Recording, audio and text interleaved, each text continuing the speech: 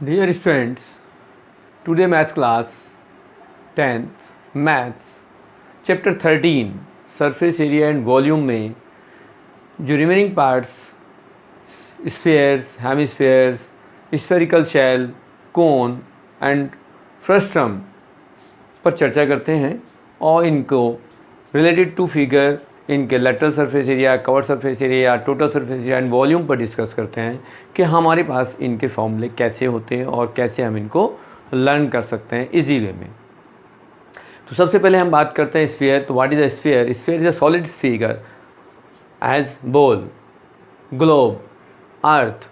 जो भी हमारे पास गोल एज ए शेप ऐसी है जो रोटेट कर सकती है, सॉलिड शेप है, वो सॉलिड शेप को ही हम स्फीयर कहते हैं। अब यदि ये बॉल है और यदि सॉलिड है तो हम उसको कैसे रिप्रेजेंट करेंगे? इसको रिप्रेजेंट करने के लिए आपके पास कुछ डिफरेंट सिंबल हमें लेना पड़ता है।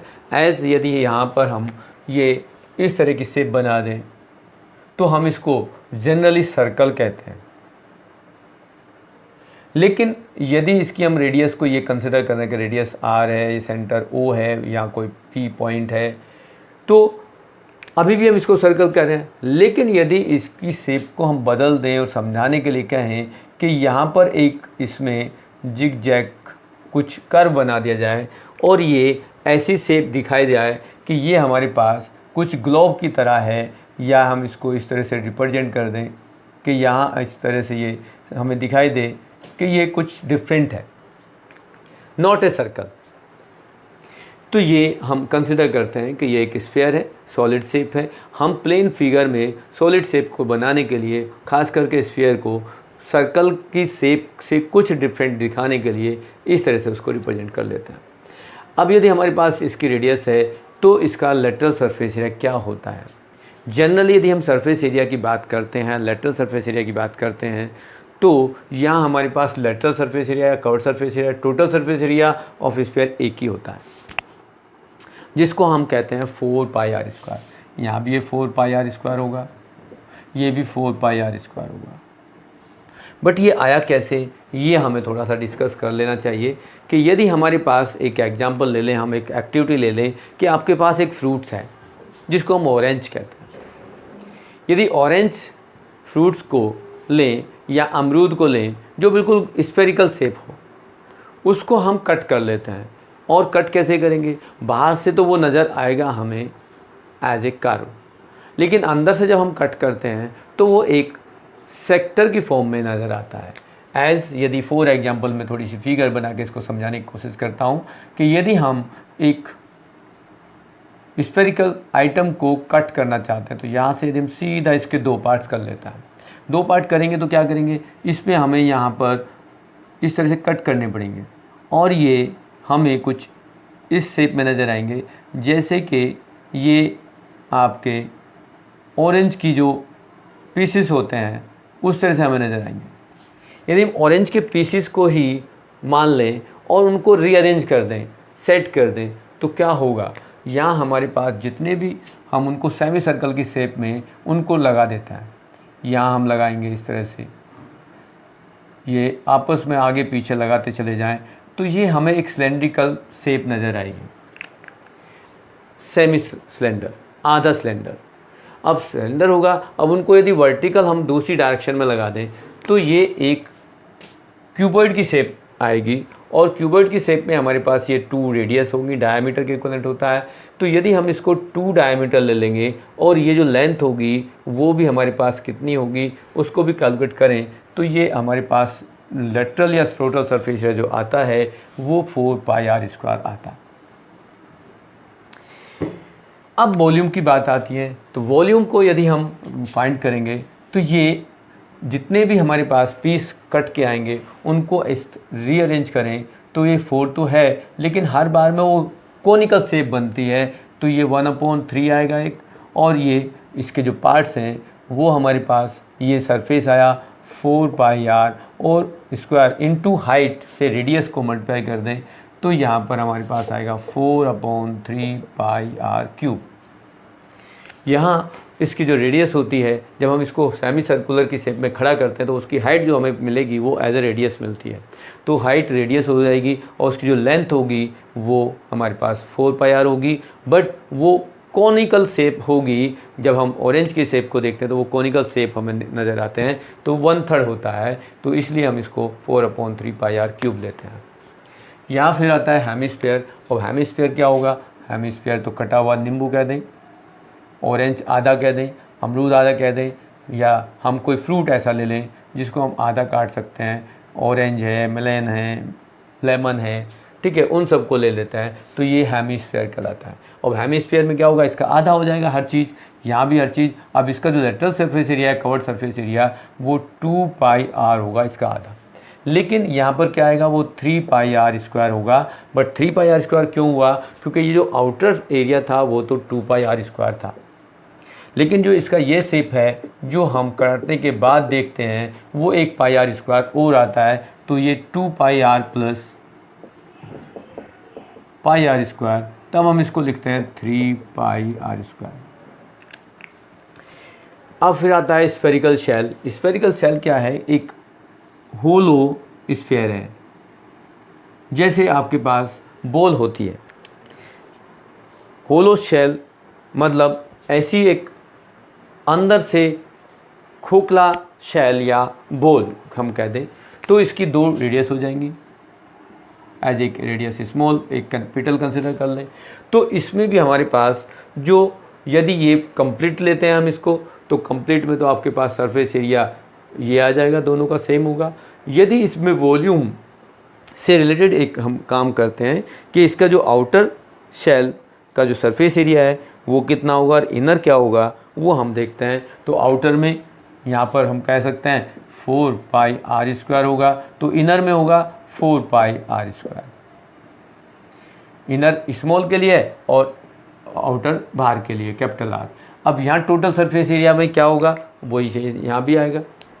लेकिन यदि इसको हम कट कर दें, आधा नज़र आएगा, तो बाउल की तरफ नज़र आएगा। एक क्वेश्चन आपकी बुक में भी है कि बाउल है और उसका सरफेस एरिया क्या होगा, तो उस टाइप में आपके पास आउटर और इनर सरफेस एरिया और एरिया ऑफ रिंग को लेना पड़ेगा। अब यहाँ यदि total surface area of hemi shell कर दें यहाँ पर, तो हेमी शेल जो होगी, यहाँ लिख देते हैं, हेमी शेल में आपके पास आएगा जो इनर होगा और आउटर होगा उसका आधा 2πr² + 2πr² एंड प्लस में आपके पास आएगा जो रिंग का एरिया है, और रिंग क्या होगा उसको हम ले लेते हैं πr² - r²। इस टाइप से हम इसको लेंगे, क्योंकि ये जो हमारे पास रिंग है ये उसका एरिया है और ये हमारे पास आउटर और इनर का एरिया होगा। तो टोटल सरफेस एरिया हमारे पास क्या होगा, यदि हम इसको कैलकुलेट करना चाहें तो ये 3πr² हो जाएगा और यहाँ πr² बचेगा, क्योंकि ये 2πr² और ये -πr² है, तो ये टोटल सरफेस। अब वॉल्यूम की बात करेंगे तो क्या होगा? वॉल्यूम हमने अभी हेमिस्फीयर का भी नहीं लिखा, तो हेमिस्फीयर में जब फुल स्फीयर का 4/3 है तो हमें का आएगा 2/3πr³। और यदि सेल की बात करेंगे तो टोटल सेल 4/3πr³ - r³ होगा। और यदि हेमी की बात करेंगे तो ये 2/3πr³ - r³ होगा। अब बात आते हैं कॉन की। What is a cone? Cone आप जनरल लाइफ में बहुत बार यूज करते हैं एज ये कॉन बर्थडे कैप, या आप कभी समोसा देखते हैं बनता हुआ तो वहाँ भी आपके पास पहले समोसा बनाने से पहले कॉन बनाना पड़ता है, या आप मेहंदी यूज करते हैं हाथ पे लगाने के लिए, उसका जो यूज करते हैं वो भी एक कॉनिकल शेप होती है जिसमें कॉन, जनरली आप कॉन मांगते हैं तो मेहंदी का कॉन वो ही मिलता है। पॉपकॉर्न खाते हैं कभी कभी आप लोग, तो पेपर का कॉन बना के उसमें भर दिया जाता है, ये भी कॉन है। तो ये कॉन क्या है? कॉन इज़ द पार्ट्स या ऐसी शेप जिसको हम जनरली एक सेमी सर्कल से बना सकते हैं। यदि हमारे पास एक सेमी सर्कल हो और इसके इस पार्ट्स को दोनों को ज्वाइन कर दें यहाँ पर, तो हमारे पास एक शेप कॉनिकल शेप बन जाती है।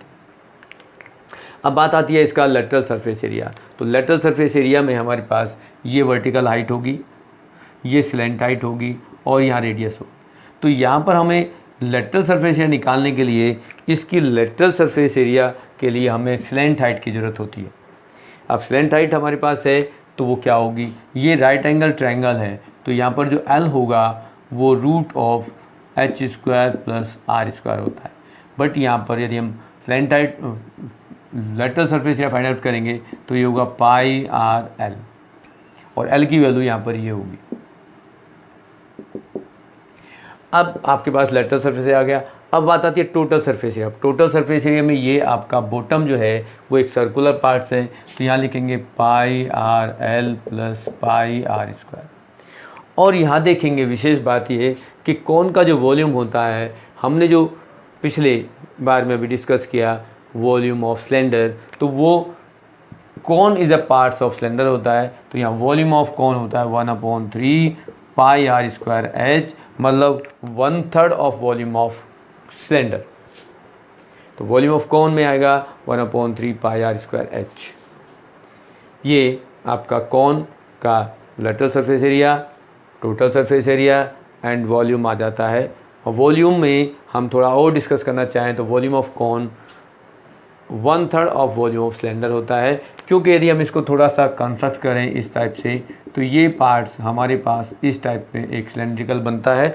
और ये जनरली कोई गेम खेलते खेलते आप कभी कभी ऐसा भी करते हैं कि आप कहीं मिट्टी में खेल रहे हैं, बचपन में खेले हैं और आप उस मिट्टी को, सैंड को यदि कहीं होल बनाना चाहते हैं तो उसमें कॉनिकल शेप बनती है अंदर, तो ये उसी टाइप का कौन है। अब नेक्स्ट एंड लास्ट पॉइंट आता है फ्रस्टम।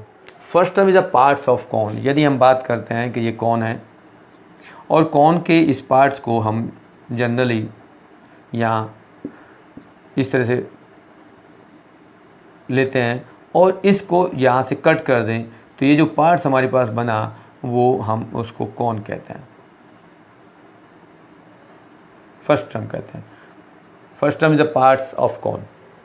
अब यहाँ हमारे पास इसकी ये हाइट होगी, ये स्लैंट हाइट होगी, ये एक R1 कह दो और इसको आप R2 कह सकते हो कि R1 और R2 जो हैं आपके पास दो रेडियस हैं। मतलब जो बिग रेडियस है उसको आप स्मॉल r2 ना कह के आप कैपिटल R भी कह सकते हो, इसको स्मॉल r कह सकते हो। अब यहाँ रिलेशन हम बात करते हैं कि इसका जो लेटरल सरफेस एरिया वो क्या है। लेटरल सरफेस एरिया में हमें लेना होता है पाई r plus r into L.